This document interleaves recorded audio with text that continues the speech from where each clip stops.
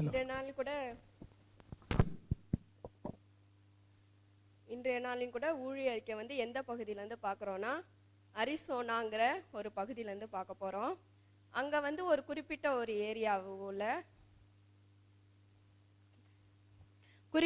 ஏரியாவிலேருந்து இருக்கிற ஒருத்தவங்க, ஒரு ஃபாஸ்டரை பற்றி தான் பார்க்க போகிறோம். ஃபாஸ்டர் பேர் வந்து ஜேம்ஸுங்கிற ஒரு ஃபாஸ்டரை பற்றி பார்க்க போகிறோம். அவங்க வந்து பேச்சிங்கிற ஒரு பகுதியில் ஃபாஸ்டராக இருந்துட்டு இருக்காங்க. அந்த பகுதிக்கு அவங்க ஊழியத்துக்கு போய் 2 மாதம் தான் ஆகுது. அவங்களோட வாழ்க்கையில் நடந்த ஒரு விஷயத்த நமக்கு சாட்சியாக இந்த வாரம் பகிர்றாங்க.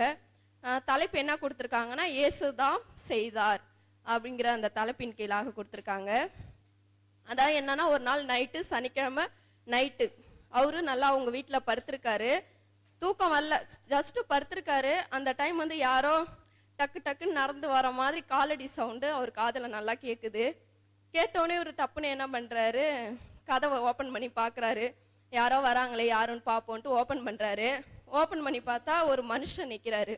அவர் யாருன்னா அமெரிக்கன் சிட்டிசன். அவர் வந்து இவர் வாசலில் வந்து நிற்கிறாரு. வந்தோடனே என்னங்க சார் வேணும் என்னான்னு இவர் ஜேம்ஸ் ஃபாஸ்ட்டு கேட்குறாரு. ஒன்றும் இல்லை, எங்கள் பொண்ணுக்கு வந்து வயிறு வலி அதிகமாக இருக்குது, அதுக்காக தான் உங்ககிட்ட வந்திருக்கோம் அப்படின்னு சொல்கிறாரு. சொன்னே இவர் அடுத்த செகண்ட், சரி வாங்க நம்ம ஹாஸ்பிட்டல் போயிட்டு வந்துடும், போய் பிள்ளைய அழைச்சிட்டு போய் ஹாஸ்பிட்டலில் போய் காட்டலாம் அப்படின்னு சொல்கிறாங்க. உடனே அவங்க அப்பா என்ன சொல்கிறார், அதான் காட்ட வேணாம், இங்கே வேற ஏதாவது நீங்கள் ஜெபம் பண்ணால் போதும் சரியாயிடும் அப்படின்னு அவங்க அப்பா சொல்கிறாங்க. சரி, எங்கே நீங்கள் மட்டும் தான் இருக்கீங்க, ஃபேமிலியை காணுமேன்னு பார்த்தா பின்னாடி காரில் உட்காந்துருக்காங்க. அவங்க அம்மா, அந்த பொண்ணு 2 பேரும் கார் உள்ள உட்காந்துருக்காங்க. இவர் மட்டும் ஃபாஸ்டர்ட்ட வந்து பேசிகிட்டு இருக்காரு. அப்படி பேசிகிட்டே இருக்கிறப்ப என்ன ஆகுதுன்னா, ஒன்று சரி உங்கள் பொண்ணை வந்து எங்கள் வீட்டுக்கு கொண்டு வாங்க, நான் வீட்டில் வச்சே ப்ரேயர் பண்ணுறேன் அப்படின்னு சொல்கிறாங்க. ஆனால் வந்து அவர் என்ன பண்ணுறாரு, அவங்க அப்பா ஒத்துக்கலை, யோசிக்கிறாரு, வீட்டுக்கு வந்து ப்ரேயர் பண்ண வேணாம் அப்படிங்கிற மாதிரி யோசிக்கிறாரு. அதுக்கப்புறம் சரி நம்ம பக்கத்தில் சர்ச் இருக்குது, செவன்த் டே சர்ச்சு, அங்கே போயிட்டு நம்ம ப்ரேயர் பண்ணலாமா அப்படின்னு அவர் கேட்குறாரு. கேட்டோன்னே என்ன சொல்கிறாரு அவங்க அப்பா, சரி நம்ம அங்கே போய் ப்ரேயர் பண்ண பொண்ணை அழைச்சிட்டு போகலாம் அப்படிங்கிறாங்க. அவங்க அம்மா ஆனால் அப்பா வந்து வயிறு வலின்னு சொல்லியிருக்காங்க. ஆனால் அந்த பொண்ணுக்கு வேறு ப்ராப்ளம் இருக்குது. அங்கே அழைச்சிட்டு போகிறப்ப சர்ச்சு ஃப்ரண்ட் சைடு போல் பேக் சைட்லேருந்து போகிறாங்க. பேக் சைடில் ஃபாஸ்ட்டு சர்ச்சு உள்ளே போயிடுறாரு. 2வது அவங்க அப்பா காரில் இருக்காங்க, அம்மா மட்டும் கீழே இறங்கி வந்துடுறாங்க. வந்துட்டு இதேமாரி உங்கள் சர்ச்சில் வந்து அந்த புனித நீர் இருக்கா, வேளாங்கண்ணி சர்ச்சில் இருக்கும்ல அந்த ஜபம் பண்ணுற தண்ணி, அந்த தண்ணி இருக்கான்னு அவங்க அம்மா எடுத்தோடனே அதான் கேட்குறாங்க. உடனே ஃபாஸ்ட் என்ன சொல்கிறாங்க, அதுதான் இங்கே இல்லை அப்படிங்க. ஏன்னா இதுக்கு முன்னாடி இன்னொரு சர்ச்சுக்கு போயிருக்காங்க, அந்த சர்ச்சில் அந்த அம்மா தான் கேட்டிருக்காங்க, ஆனால் அவங்களும் தரலையாம். அதுக்கப்புறம் தான் இந்த சர்ச்சுக்கு வந்திருக்காங்க. இங்கே வந்தோடனே அதை ஃபஸ்ட்டு கேட்டோன்னே அவர் உடனே ஒரே ஃபாஸ்ட் ஜேம்ஸ் என்ன சொல்லிட்டாரு, எங்ககிட்ட பைபிள் மட்டும்தான் இருக்குது, புனித தண்ணி தான் எதுவும் கிடையாதுன்னு அவங்க ஃபாஸ்ட்டு சொல்லிட்டாரு. அதுக்கப்புறம் அடுத்து என்ன பண்ணாரு, அவங்க அப்பா வந்து அந்த பொண்ணை அச்சுக்கிட்டு கீழே இறங்குறாரு. இறங்கினோடனே அந்த பொண்ணு ஒரு மாதிரியா வயிற்ற பிடிச்சிக்கிட்டே அப்படியே குனிஞ்ச மாதிரி தான் நிற்கிறா. ரொம்ப பெயின் அதிகமாக இருக்கு போல் உட்காந்துருக்கா. உடனே ஆனால் அவங்க அம்மா என்ன சொல்கிறாங்க, என் பொண்ணுக்கு வந்து பேய் பிடிச்சிருக்கு அப்படிங்கிறாங்க. ஃபாஸ்ட்டுக்கும் ஒன்றுமே புரியல, என்ன அப்பா வயிறு வலிங்கிறாரு, அம்மா வந்து பேய் பிடிச்சிருக்குன்னு சொல்கிறாங்க, என்ன அங்கே நடக்குதுன்னு தெரியல. சரி பார்ப்போம், எப்படி இருந்தாலும் பேய் பிடிச்சிருந்தா சர்ச்சுக்குள்ளே வர முடியாது, நம்ம அதை வச்சு ஜட்ஜ் பண்ணிக்கலாம் அப்படின்னு அவங்க அப்பா ஃபாஸ்ட்டு வெயிட் பண்ணுறாங்க. அந்த பொண்ணும் காரை விட்டு இறங்கி சர்ச்சுக்குள்ளே வரத்துக்கு காலை வைக்கிது. வாயிலேருந்து அப்படியே நுர வந்துடுது. நுர வந்து ஒரு மாதிரியா அப்படியே கீழே விழுந்துருச்சு. விழுந்து ஒரு மிருகம் ஒரு மாதிரியா தெரியும்ல, பேய் சவுண்டு கொடுக்கும்ல, நம்ம டிவியில் கூட நான் பார்த்துருப்போம் வாய்க்கிறதுக்கு, ஒரு மாதிரியா சவுண்டு உருன்னு சவுண்டு கொடுத்துக்கிட்டே இருக்கு அந்த பொண்ணு. கொடுத்தோடனே அவங்க அப்பா உடனே என்ன சொல்கிறாரு, நான் ஒன்றும் உனக்கு பயப்பட மாட்டேன், நீ ஃபாஸ்டர் இதுக்கு ஒரு நல்ல ஒரு முடிவு கட்டுங்க ஃபாஸ்டர், ரொம்ப பண்ணிட்டு இருக்கு, இதுக்கு நான் பயப்பட மாட்டேன் அப்படின்ட்டு பொண்ணு பக்கத்துலேயே நிற்கிறாரு. ஆனால் அவங்க அம்மா பயந்துட்டாங்க.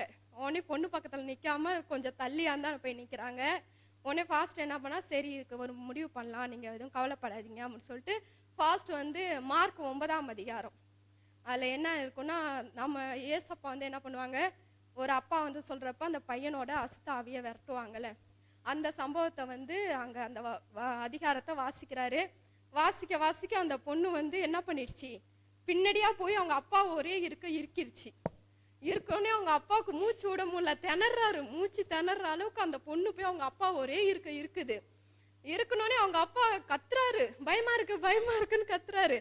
அது வரைக்கும் பயமே இல்லை பயமே இல்லைன்னு சொன்னவரு அந்த பொண்ணு இருக்க ஆரம்பிச்சோனையும் பயமா இருக்கு பயமா இருக்குன்னு ஒரே சவுண்டு விடுறாரு. உடனே அந்த அம்மா பார்த்துட்டு ஒரே ஓட்டம், சர்ச்சை விட்டு வெளில ஓடிட்டாங்க அவங்க அம்மா. அவங்க அப்பா என்னை விடுங்க விடு விடுன்னு அவங்க பொண்ணை பிடிச்சா அந்த பொண்ணு விட மாட்டேது அவங்க அப்பா. ஆனா நல்லா பாடி நல்லா குண்டா இருக்காரு. ஆனா இந்த பொண்ணு அந்த அளவுக்கு அவரை கண்ட்ரோல் பண்ணி வச்சு நல்லா நல்ல ஒரு பிடி பிடிச்சிருச்சு. அதுக்கப்புறம் ஃபாஸ்ட் என்ன பண்றாங்க, பின்னாடியே போய் அந்த பொண்ணோட முதுகுல கையை வைக்கிறாங்க. கையை வச்சோடனே அவங்க அப்பா விட்டுருச்சு. உடனே அவங்க அப்பாவும் இறங்கி ஓடிடுறாங்க, சர்ச்சை விட்டு வெளில ஓடிடுறாங்க. ஃபாஸ்ட்டுக்கு ஒண்ணுமே பண்றதுன்னே தெரியல. ஏன்னா அவருக்கு ஃபர்ஸ்ட் டைம்ங்கிறப்ப ஆனா அவருக்கு ஒரு நம்பிக்கை இருக்கு, யாரு நம்ம கடவுள் நம்ம கூட இருக்காரு, அது பார்த்துப்பாரு நம்மள பார்த்துப்பாருங்கிற அந்த ஒரு நம்பிக்கை மட்டும் அவருக்கு இருக்கு.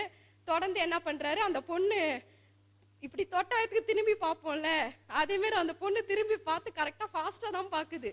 பார்த்தோன்னே ஃபாஸ்ட்டுக்கு ஒன்றும் புரியல.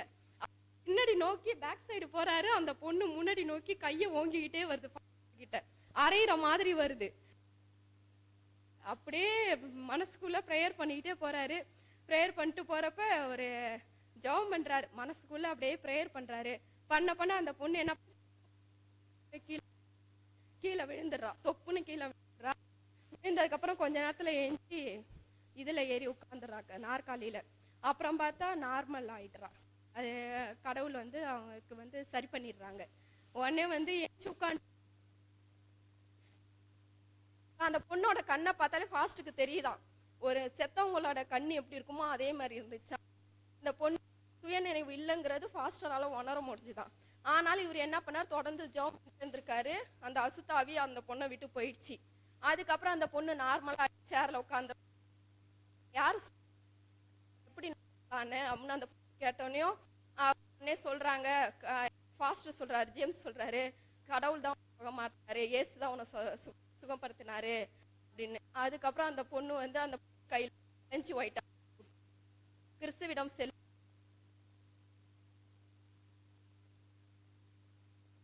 அந்த குடும்பத்தை. அதுக்கப்புறம் அம்மா அப்பா உள்ள வந்தாங்களாம். வந்துட்டு இதுக்கப்புறம் நான் கடவுளை விசுவாசிக்கிறேன் அப்படின்னு சொல்லிட்டு ஃபேமிலியோட போனதுக்கப்புறம் அவங்க பற்றி எந்த டீட்டெயிலும் ஃபாஸ்ட்டுக்கு தெரியலையா.